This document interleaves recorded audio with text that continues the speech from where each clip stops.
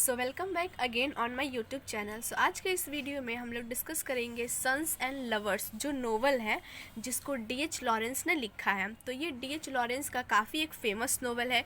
तो इस नोवेल के हम लोग टाइटल को, यानी कि सिग्निफिकेंस ऑफ द टाइटल या फिर जस्टिफाई द टाइटल, इसी क्वेश्चन के आंसर को इसमें डिस्कस करेंगे। तो चलिए टाइम ना वेस्ट करते हुए वीडियो को स्टार्ट करते हैं। तो फर्स्ट ऑफ ऑल जो है मैं इस जो ऑथर है नोवेल के D.H. लॉरेंस, उनके बारे में थोड़ा सा इंट्रोडक्शन दूंगी। देन जो है इसका सिग्निफिकेंस ऑफ द टाइटल और जस्टिफाई द टाइटल को डिस्कस करूंगी। तो ये जो नोवेल है सन्स एंड लवर्स, ये एक मोस्ट सिग्निफिकेंट नोवेल है और एक बेस्ट नोवेल है D.H. लॉरेंस का। जो D.H. लॉरेंस हैं वो एक ग्रेटेस्ट इंग्लिश पोएट भी रह चुके हैं, प्लस ये राइटर हैं और नॉवेलिस्ट भी रह चुके हैं, और ये 20th सेंचुरी में काफ़ी फेमस जो है ये नॉवेलिस्ट हैं। इनका जो ये नोवेल है सन्स एंड लवर्स, इसको 1930 में पब्लिश किया गया था।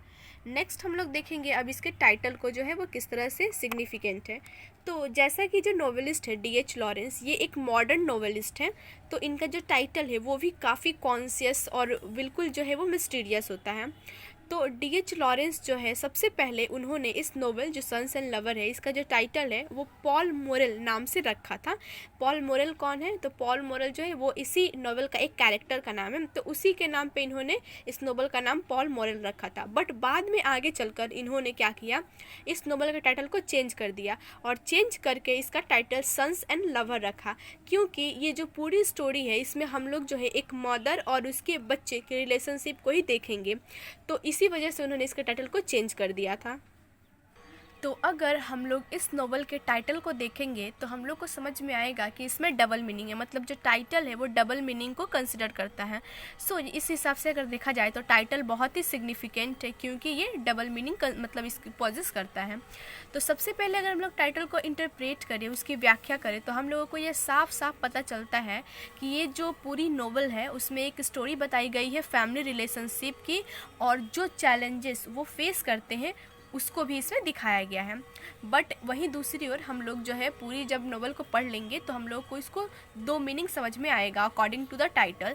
तो सबसे पहले जो मीनिंग है वो हमें क्या इंडिकेट करता है, जो गॉर्ट्रूड मोरेल्स के बेटे हैं वो और उनके रिस्पेक्टिव लवर्स, पहला टाइटल मतलब जो सन्स एंड लवर, यानी कि जो बेटे हैं सन से वो, और जो उनके लवर्स यानी कि सन्स के लवर्स, ये पहला मीनिंग हो गया।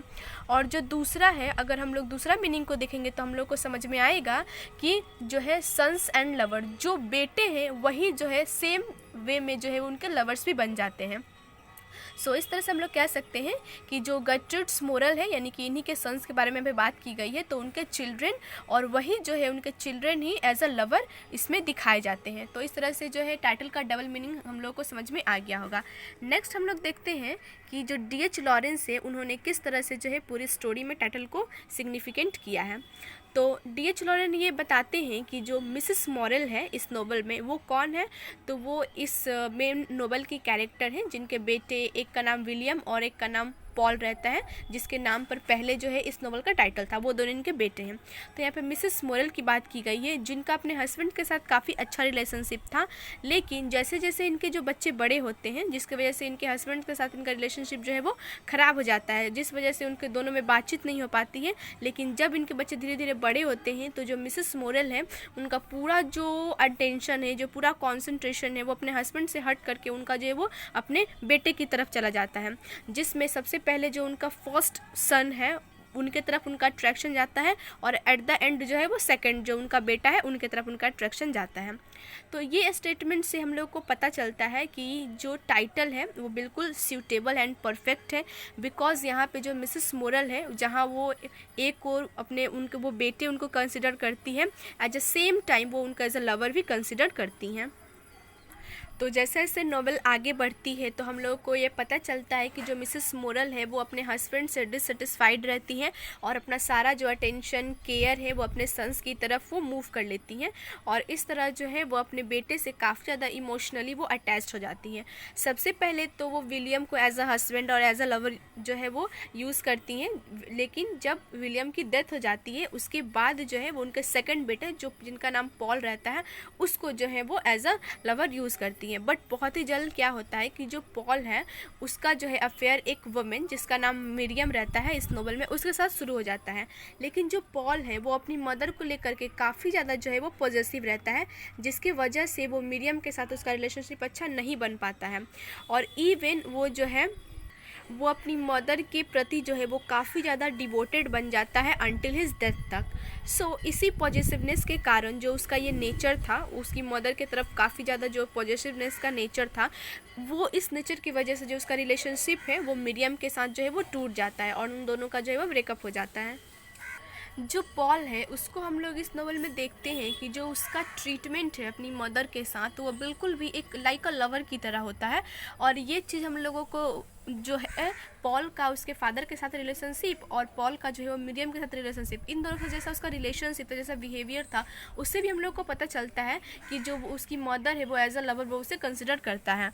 और अनजाने में ही वो जो है वो इवन अपने फादर्स के डेथ तक भी सोच लेता है पॉल, क्योंकि वो जो है उसकी मदर को बहुत ज़्यादा हर्ट करता है। तो ये चीज़ जो है हम लोग देख सकते हैं कि अपनी मदर को कितना ज़्यादा जो है वो केयरफुल था एंड बहुत ही ज़्यादा प्रोटेक्टिव था और बहुत ज़्यादा जो है पॉजिटिव जो है उसके अंदर थी। और इसी पॉजिटिवनेस के कारण क्या होता है वो इवन अपने फादर्स के डेथ तक भी चाहने लगता है।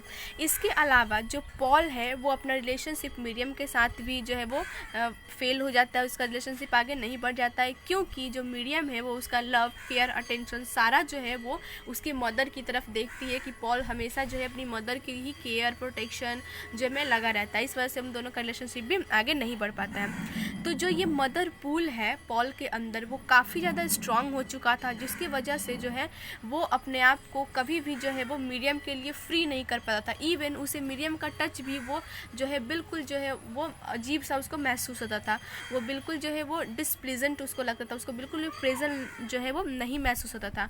और वहीं उसको बहुत ज़्यादा जो है वो खुशी महसूस होती थी और अच्छा फील होता था when his mother touch her him sorry. So इस तरह से हम लोग देख सकते हैं कि वो कितना ज़्यादा उन दोनों का जो रिलेशनशिप था वो एज अ मदर एंड सन से बढ़कर था।